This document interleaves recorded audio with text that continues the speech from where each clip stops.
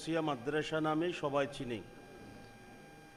আর এই মাদ্রাসাটা ওদেরই নিসবত রেখে আমাদের বানিয়ে আউ্বল হুজুর আল্লামা আবু সাইদ তুফাইল আহমদ রহমতুল্লাহ আলাই ওনার মকসদ এবং ওনার নিয়ত যেটা ছিল সেটা হলো আহলে সুন্নাত ওয়াল জামাতের আকীদার উপর শিক্ষাদান করা এবং আহলে সুন্নাত ওয়াল জামাতের আকীদার উপর অটুট রাখা।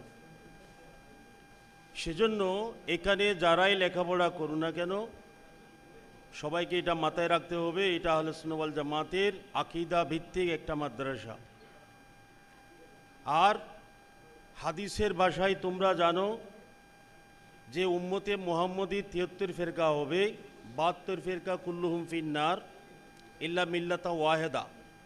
এই মিল্লাতে ওয়াহেদা হলো আহলে সুন্নাত ওয়াল জামাত, এটা সবাই এজমা হয়ে গেছে। তাই আহলে সুন্নাত ওয়াল জামাতের আকীদার চর্চার জন্য এই প্রতিষ্ঠানকে স্থাপন করা হয়, সেটা মাথায় রাখতে হবে। সুতরাং অন্য কোনো ভ্রান্ত মতবাদ আকীদা চর্চা করার সুযোগ নাই। দ্বিতীয়ত, এখানে এসেছো জ্ঞান অর্জন করার জন্য। আমার আগে তোমাদেরকে অনেকে আমাদের শিক্ষক মণ্ডলীরা বলছে তোমাদের ভবিষ্যতের টার্গেট থাকতে হবে, কে কি হবে, এইম অফ লাইফ টার্গেট ঠিক রাখতে হবে, ওটা ঠিক করবে।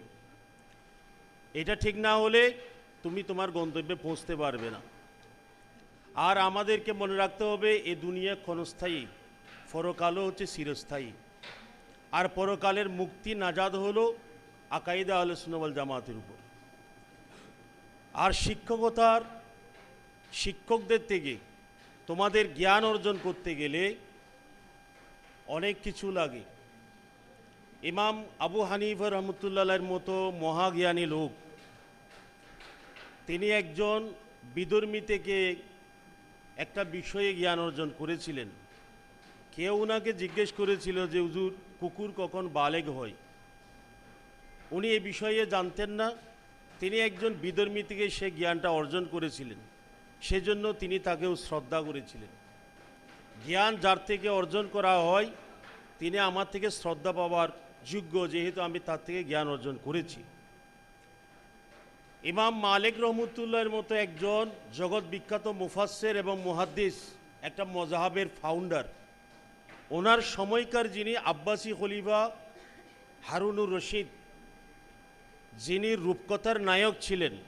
তোমাদের ফেমাস ফিল্ম ছিল আলিফ লাইলা, সে আলিফ লাইলার রূপকথার গল্পের মূল নায়ক হচ্ছে খলিফা হারুনুর রশিদ, এবং এই গল্পগুলো তাকে শুনাইছিল তার স্ত্রী জুবাইদা। সেই হারুনুর রশিদ রাষ্ট্র ক্ষমতায় যাওয়ার পরে চিন্তা করলেন যে আমি ইসলামী হুকুমত কিভাবে চালাইব, আমি নিজেও তো কোরআন হাদিস ভালো করে বুঝি না। তখন তিনি ইমাম মালিক রহমতুল্লাহের কাছে প্রস্তাব পাঠাইলেন, আপনি আমার রাজদরবারে আসুন, আপনি আমাকে কোরআন হাদিসের উপর জ্ঞান দান করুন। কিন্তু ইমাম মালিক রহমতুল্লাহ থাকতেন একটা ভাঙ্গা ঝুপড়িতে, মহাজ্ঞানী লোক, কিন্তু একটা ভাঙ্গা ঝুপড়িতে বসবাস, বিলাসবহুল জীবন ছিল না। আব্বাসী খলিফাদের বিলাসবহুল জীবন ছিল, ওদের না। তাহলে আব্বাসী খলিফাকে ইমাম মালিক রহমতুল্লাহ বললেন যে আপনার যদি জ্ঞান শিকার এত স্পৃহা, এত যদি আগ্রহ থাকে, তাহলে আপনি আমার ঝুপড়িতে এসে আমার ছাত্রদের সাথে ছাটাইয়ের উপরে হাঁটু গেড়ে উস্তাদের সামনে বসতে হবে। এটা হলো আদব। তোমাদের মিশকাত শরীফের শুরুতে যেটা হাদিসে জিব্রাইল রয়েছে, ওই হাদিসে জিব্রাইলটা ভালো করে বুঝে পড়িও।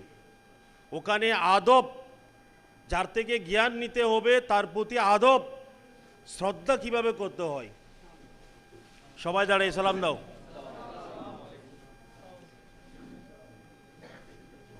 এটা তোমাদের বুঝাইলাম যে খলিফা হারুনুর রশিদের মতো রাষ্ট্রপ্রধানকে ইমাম মালিক তার শিক্ষালয়ে, তার পাঠশালায় তার ছাত্রদের সাথে হাঁটু গেড়ে বসানোর জন্য বাধ্য করেছিলেন। আদব, ওস্তাদের প্রতি আদব শিক্ষা দিয়েছেন। এরপরে ওনাকে বললেন আমি আপনার আনুগত্য পেয়েছি, আদব পেয়েছি, চলে যাইতে পারেন, আমি আপনাকে গিয়ে পরে জ্ঞান দান করব। এজন্য সূরা কাহাফের মধ্যে হজরতে মুসা এবং হজরতে খিজির আলাইহিস ইসলামের ঘটনা আছে, যেটা ইমাম বুখারী রহমতুল্লাহ কিতাবুল এলেমের মধ্যে হাদিসের বর্ণনা দিয়ে পূর্ণাঙ্গ ঘটনার বর্ণনা দিয়েছেন। সেখান থেকে শিক্ষা নেওয়ার আছে তোমাদের। খিজির আলাইহিস ইসলামের কাছে মুসা আলাইহিস ইসলাম যখন জ্ঞান অর্জনের জন্য যায়, কিন্তু খিজির আলাইহিস ইসলাম ওনাকে বলল কয়েকটা শর্ত মানতে হবে। তুমি যদি আমার থেকে জ্ঞান অর্জন করতে চাও তাহলে প্রথম শর্ত হলো আমার আনুগত্য লাগবে, দ্বিতীয় শর্ত হলো আমার প্রতি শ্রদ্ধা থাকতে হবে তোমার, তৃতীয় হলো আমার সাথে মোলাজামত থাকতে হবে। তুমি যদি একদিন আসো আরেকদিন না আসো, যেমনিভাবে তোমরা করে থাকো ক্লাসে একদিন আসো কয়েকদিন আসো না, তাহলে উস্তাদের সাথে তোমার মোলাজামত নাই। তোমার মোলাজামত না থাকলে তুমি জ্ঞান অর্জন করবে কীভাবে? এই জন্য মুসা আলাইহিস ইসলামকে এই শর্তগুলো জুড়িয়ে দিয়েছিল এবং বলল প্রশ্ন থাকলে সওয়াল করতে পারবে, কিন্তু আমার কাজকে আমার কথাকে এতরাজ করতে পারবে না, এতরাজ করা যাবে না, সওয়াল করতে পারবে। কোরআনও বলছে ফাস আলু আহলা জিকির, আহলে জিকির যারা, আহলে এলম যারা, তাদেরকে প্রশ্ন করে ইনকুন্তুম লা তাআলামুন, যদি তোমার জ্ঞান না থাকে, যে বিষয় তোমার অজানা সে বিষয়ে যে জানে তাকে প্রশ্ন করো। আবার আমাদেরকে বলে দেওয়া হয়েছে ওয়াম্মা সাইলা ফালা তানহার, তোমরা যদি আমাদের প্রশ্ন করো আমাদের উত্তর দিতে হবে, দিতে না পারলে গবেষণা করে দিতে হবে, ধমক দেওয়া যাবে না। ওয়াম্মা সাইলা ফালা তানহার, প্রশ্নকারীকে ধমক দেওয়া যাবে না। তাহলে এগুলো হচ্ছে তালিম মুতালিম শিখন শিখানোর মধ্যে আদব কায়দা লেহাজ, মুলাজামত, উস্তাদের আনুগত্য, উস্তাদের প্রতি শ্রদ্ধাশীল, উস্তাদের সাথে মুলাজামত, এগুলো লাগবেই। এই শ্রদ্ধাবোধ, মুলাজামত, আদব কায়দা যদি না থাকে, উস্তাদের অন্তরে যদি মোহব্বত সৃষ্টি না হয়, ছাত্রকে উচ্চ শিক্ষায় এগিয়ে নেওয়ার জন্য তিনি সঠিক জ্ঞান দান করবেন না। তিনি তখনই দান করবেন যখন ছাত্র উস্তাদের প্রতি আনুগত্যশীল হয় এবং উস্তাদের অনুগত হয়, উস্তাদের প্রতি শ্রদ্ধাশীল হয়। আজকের কালচার যেগুলা বৈষম্য বিরোধী ছাত্রদের নামে যে উচ্ছৃঙ্খলা, উস্তাদের উপর হাত তোলা, উস্তাদের বিরুদ্ধে স্লোগান দেওয়া, উস্তাদকে মারধর করা, এগুলো চরম বেয়াদবি, চরম ধৃষ্টতা, এগুলো কখনো কাম্য নয়। তোমার মা বাবা যতই খারাপ হোক, তুমি তোমার মা বাবার গায়ে হাত তোলার অধিকার রাখো না। ওস্তাদ তোমার মা বাবার চাইতে অনেক ঊর্ধ্বে। তোমার মা বাবা তোমার দেহ জন্ম দিয়েছে, ওস্তাদ তোমার দেহে জ্ঞান দান করেছে। তোমার পিতামাতা যতই খারাপ হোক, তুমি তোমার পিতামাতাকে না পারবে গালি দিতে, না পারবে গায়ে হাত তুলতে, এটার অধিকার তোমাদের নাই। কোরআনে তোমাদের মানা করে দিয়েছে ওয়ালা তাকুল্লাহুমা উফিন, উফ শব্দ পর্যন্ত বলতে পারবে না পিতামাতার শানে। এই শব্দ ব্যবহার করতে পারি, মারা আর গালি দেওয়া এগুলো তো হারাম, বিলকুল হারাম, এগুলো করা যাবে না। ওস্তাদের মকাম তোমার মা বাবার চাইতে ঊর্ধ্বে। এই জন্য এই আদব কায়দা লেহাজ যাদের নাই, তাদের ইহকাল পরকাল দুইটাই বরবাদ। সুতরাং কোনো ধরনের উস্কানিতে পরিচিত হয়ে বিভ্রান্তিতে যাবে না।